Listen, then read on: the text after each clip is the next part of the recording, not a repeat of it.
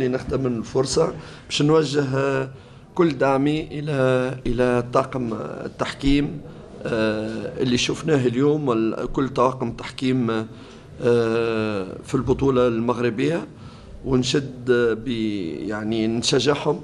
الأخطاء ربما تكون واردة لأننا عباد ناس، يعني ممكن نخطأ.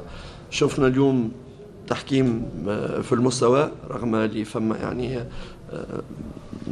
لا أظن هناك أخطاء معتمدة في بعض الأحيان. لابد الإنسان يعتبرهم يعني إنسان يقدر، الناس يعني تقدر تخطأ في بعض الأحيان تصيب.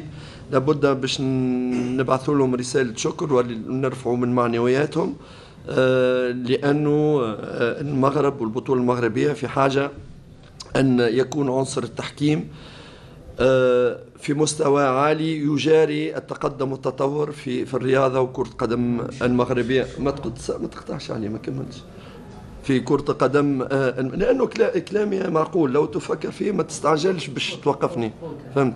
هذا اللي حبيت نقول. فوالا، أول شيء أنا